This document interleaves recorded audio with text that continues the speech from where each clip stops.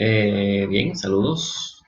Mi nombre es Carlos Báez y me toca exponerle a ustedes, darle a entender un poquito sobre la comunicación asincrónica, que está muy, si se puede decir, de moda en esta modalidad de educación a distancia que estamos viviendo y de la que debemos de salir airosos por la pandemia, ¿no?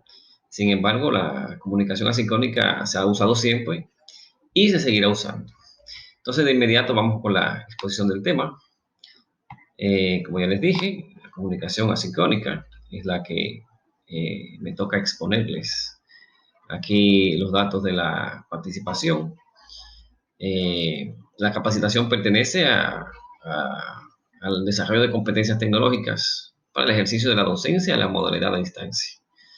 El tema ya lo dijimos, el integrante que les habla, Carlos Báez, y pertenezco al grupo 01GE22 de capacitación. El objetivo de la presentación no es más que definir y poner en relieve la importancia de la comunicación asincrónica, así como sus elementos y características, además de cómo se relaciona con la educación a distancia y las modalidades de educación virtuales. Eso es lo que perseguimos en esta presentación. Debemos de comenzar, lógicamente, en definir qué es la comunicación asincrónica. Y es un tipo de comunicación donde el mensaje entre dos o más personas se envía de forma diferida en el tiempo. O sea, cuando dos personas se comunican a través de este tipo de comunicación, no existe coincidencia temporal. De hecho, y como su nombre lo indica, no existe sincronía en este sentido. Por eso es asincrónica, en lo que a temporalidad se refiere. Esto implica que la información no se envíe y se reciba de forma simultánea en el tiempo, sino con cierta demora o tardanza. Concretamente, se trata de un concepto englobado dentro de la denominada comunicación mediada por computadora. Nos explicamos, la comunicación entre personas, pero a través de ordenadores o tecnología. O sea, basándonos muy bien y principalmente en la tecnología a través de ordenadores. ¿Elementos de la comunicación asincrónica? Claro que sí, tenemos elementos que en realidad son los mismos que los de cualquier otro tipo de comunicación. Sin embargo, estos tienen algunas características concretas que veremos a continuación. Tenemos al emisor. El emisor es la persona que envía el mensaje. En el caso concreto de la comunicación asincrónica, el emisor emite la información siendo consciente de que la respuesta por parte del receptor no llegará de forma instantánea, no llegará de una vez, como decimos por acá popularmente. Tenemos al receptor, que en cualquier tipo de comunicación es la persona que recibe el mensaje de su destinatario.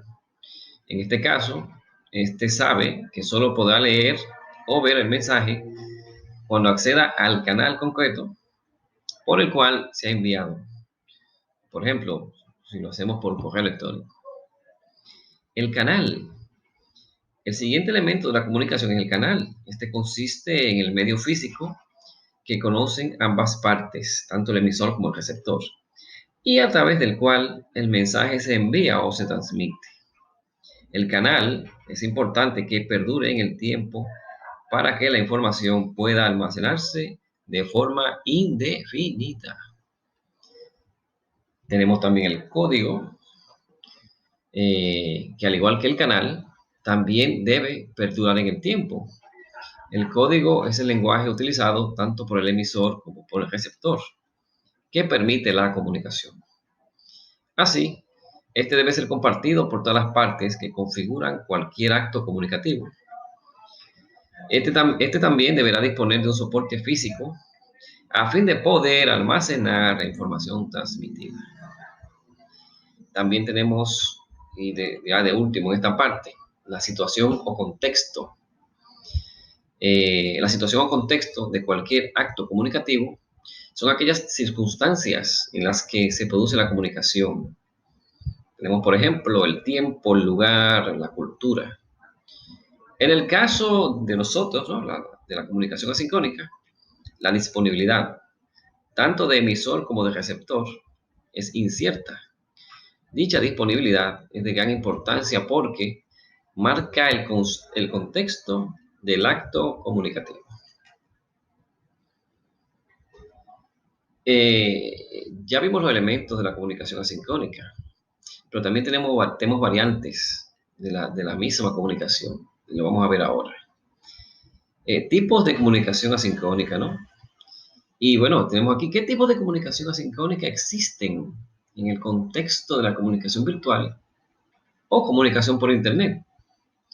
Encontramos dos tipos de comunicación asincrónica y tomamos estos datos de, de un libro llamado Fundamentos de la Comunicación Humana y cuyo autor es Roberto de Miguel Pascual.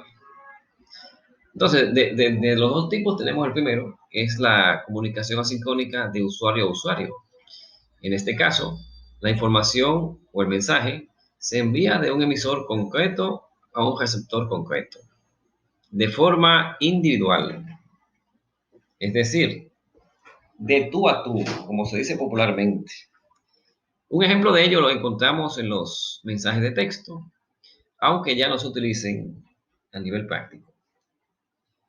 Y como segundo elemento de los dos que tenemos acá, tenemos la comunicación asincrónica entre múltiples usuarios. En este segundo tipo, el mensaje se dirige a un grupo de personas. Un ejemplo de este sería un foro de discusión en una determinada página web. Ventajas de la comunicación asincrónica. Estas las podemos enumerar, sobre todo comparándolas con la comunicación sincrónica, que es la otra variante directa de la comunicación asincrónica. Tenemos la simplicidad, que es la primera ventaja que encontramos en la comunicación asincrónica. Su simplicidad, ¿no? Esto hace que no sea necesaria la sincronización entre las dos partes de la comunicación. Estamos refiriéndonos al emisor y al receptor, para que se transmita el mensaje. O sea, no tienen que estar los dos sincronizados, no tienen que estar los dos enlazados en el momento en que se realiza la comunicación asincrónica. También tenemos como ventaja la economía. En el terreno de Internet, si comparamos la comunicación sincrónica con la comunicación asincrónica, esta última tiene un coste menor, ya que el hardware que se necesita para funcionar también es menor. Por ejemplo, si voy a comunicarme de manera sincrónica, digo sincrónica porque estamos comparándola con ella, con otra persona, y tiene que ser vía conferencia en imágenes, cada persona de cada lado tiene que tener una cámara web, por ejemplo.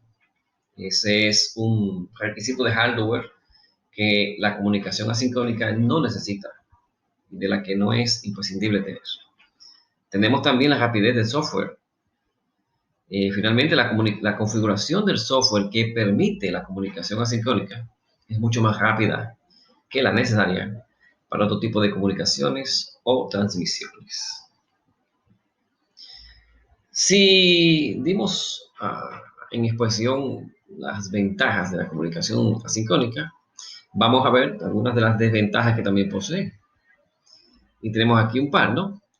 Y tenemos entre la primera, bueno, si no están bien organizados, puede resultar confuso y de ese modo obstaculizar la participación de los alumnos.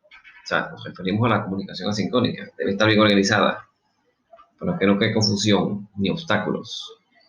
Y también, refiriéndonos al ámbito educativo, el tutor no puede asegurarse de que los mensajes enviados sean leídos por parte de los alumnos. Es una desventaja real. Enviamos un mensaje, pero hay que ver si el receptor lo va a recibir. Claro está, se envía de la manera que nos mejore en cierto nivel que ese mensaje llegue, pero no al 100%. No sabemos realmente si llegó. Utilidad práctica para los facilitadores. Nos referimos a la comunicación asincrónica. La comunicación asincrónica permite al facilitador o docente la asignación de tareas a distancia y de manera efectiva, sin la necesidad de situarse en el tiempo real con los estudiantes. A través del uso de herramientas muy variadas para la labor a distancia, el maestro puede trabajar al conjunto del alumno utilizando el correo electrónico, plataformas para clases virtuales, entre otras modalidades. Esto permite libertad tanto al maestro como para los alumnos, aparte de brindar mejores espacios para la concentración y ejecución de los asuntos. Y bueno, eso es todo por esta parte. Gracias por su amable atención y por recibir también esta pequeña explicación de lo que es la comunicación asincrónica. Eh, Así que nada, seguimos en la próxima.